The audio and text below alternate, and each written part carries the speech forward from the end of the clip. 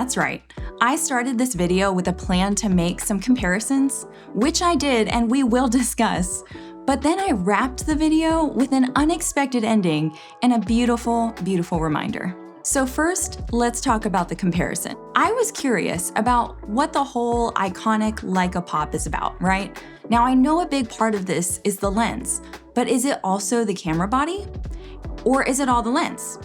And if it is just the lens, then by that logic, could I put it on any camera body and still get this iconic Leica pop? Well, that's what I wanted to find out. But real quick, my name is Jen and I'm a photographer from the Bay Area of California, building a space where women in photography feel seen, supported, and find community. And fellas, you're welcome here too. If you're down to learn and create together, be sure to hit that like and subscribe. I post every week, and I hope to leave you feeling inspired, confident, and equipped. So the fam and I were already planning a camping trip to Mount Diablo. So I figured, why not test this out in nature? It would probably be more fun than, say, a portrait of Sophia. So I got all my camera stuff together, and we started prepping to go camping. But in usual family trip fashion, nothing ever goes exactly as you planned it. For example, we had some issues with the rooftop tent. First of all, I'm not as strong as I once was. Like, I'm small, but I'm also scrappy, okay? I used to be hella strong, and I'm just not strong anymore. I don't go to the gym as often as I would like. But I'm working on it. Keep me accountable. So I really struggled to help lift this thing on top of the SUV. It's heavy. Then it wasn't fastening to the roof racks correctly.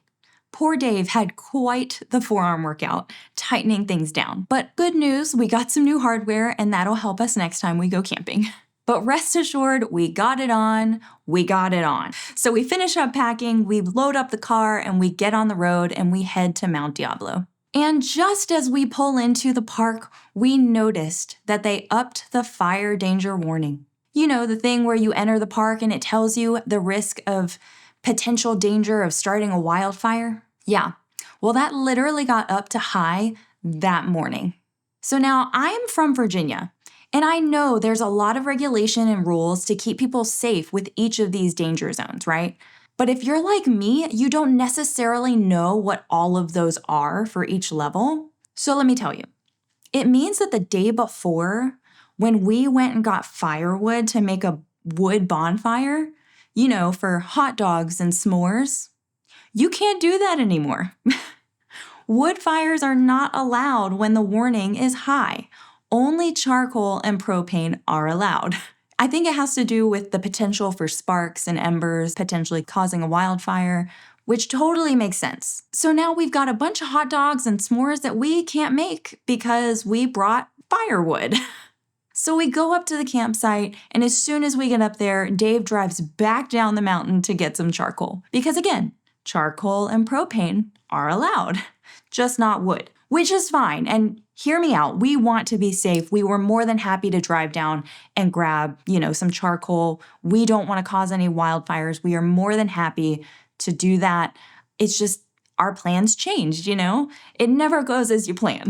So please hear me, we were so happy to change plans and be safe. So while he's doing this, driving back down the mountain, doing all that thing, I figured this is a great time for me to go ahead and get some comparison shots.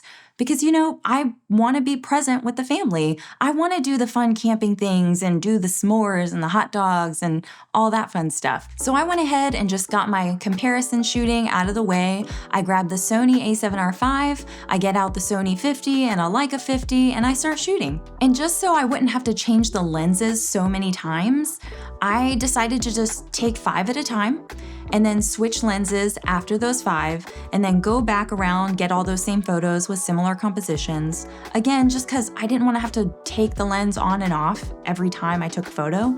So I just took 5, then switched lenses, took another 5, switched lenses, take another 5, and so on and so forth.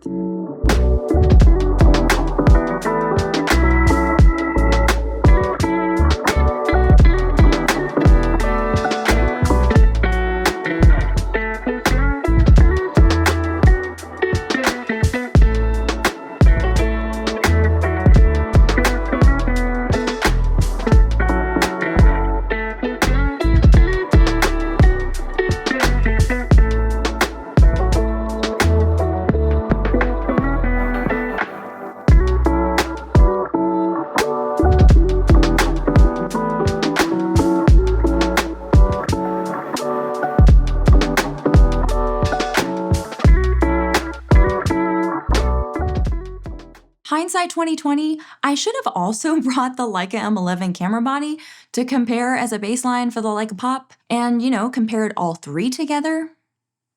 I also think that my distance from each subject slightly varied as well.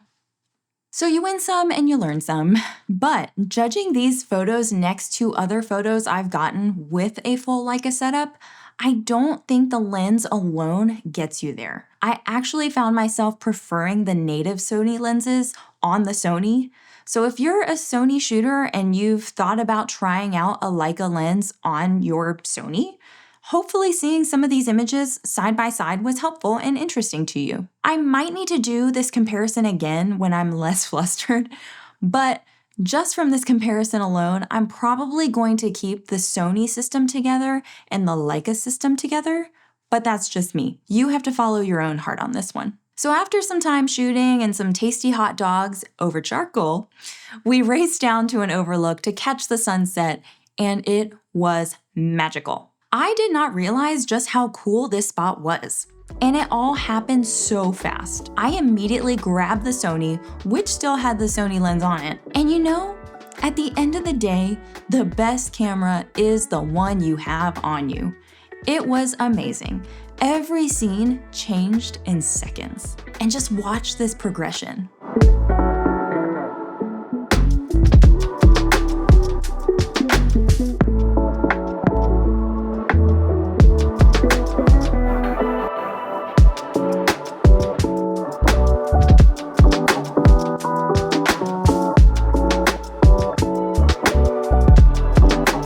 It really is amazing to see how fast a scene can change. I am so grateful I was there for it and was able to capture it. I hope this video was interesting and maybe even inspiring.